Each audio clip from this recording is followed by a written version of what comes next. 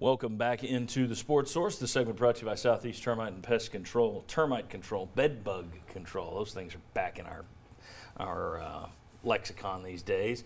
Year-round and seasonal pests like carpenter bees, stink bugs, ladybugs, mosquitoes, now wildlife too. Trust your home to the team I use. Family-owned Southeast Termite and Pest Control. They're good folks, and it's not only your home.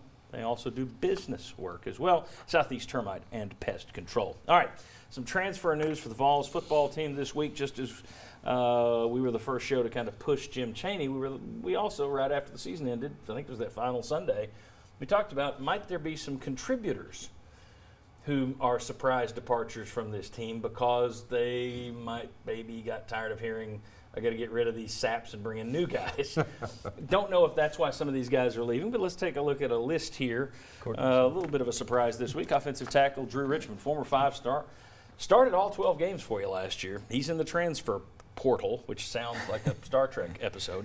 Eli Wolf, tight end, he's in the transfer portal. Latrell Williams, not so much a surprise there from the wide receiver. And then the last guy on the list, Juwan Jennings, as of yesterday, I guess, no classes that he signed up for spring. Now let's start there. Jimmy, that's the drop-dead date is coming up in terms of when you have to line up your classes pretty soon. It's Monday. It's tomorrow, so he better be registering right now. Yeah, and I guess right now I would think he's probably not coming back. Obviously, there's a chance he could go ahead and sign up. But my guess would be right now I would not expect him to be playing for Tennessee this fall. He also went through the NFL thing and asked for his draft grade, as Drew Richmond did as well. Let's talk about the two that stand out there. Jennings wasn't the Juwan Jennings of previous years last year. Never became that go-to hoss that everybody thought he would be, but still, that's depth. That's a guy with experience. That's a guy with playmaking ability. You wonder if Jim Chaney could have gotten more out of him. You also look at Drew Richmond. Josh, I'll start with you because you cover recruiting for 990 and 991. Everyone's excited about Wanya Morris, Darnell Wright.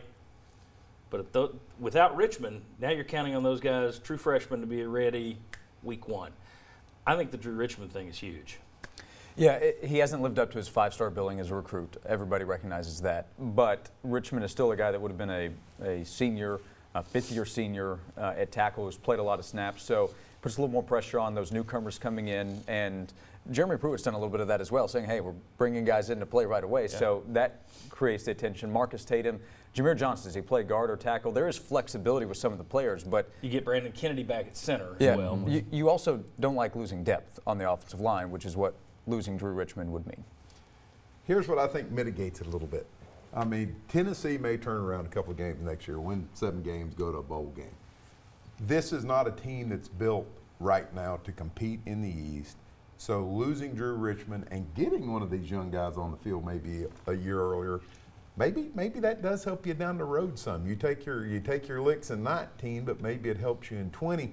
I'm like everybody else. I don't like the fact that you've lost depth. I do think he improved from 17 to 18, but at the same time, this isn't a blow that kills a team that, well, if they had Drew Richmond, they'd be going to the playoffs.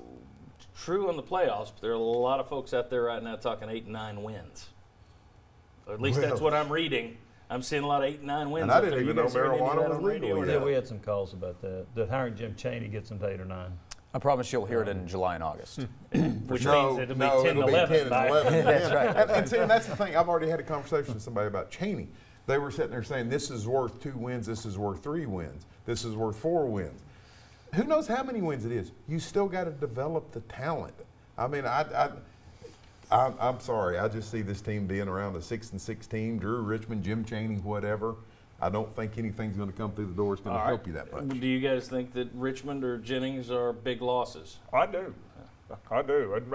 You can debate big, but I think they're losses. I don't want to minimize how the losses. Drew Richmond started for a reason. He was better than what else there was, and I think Jennings would have been a bigger factor last year if the offensive line could have protected Garantano better. Plus, I think he was hurt a lot of the year.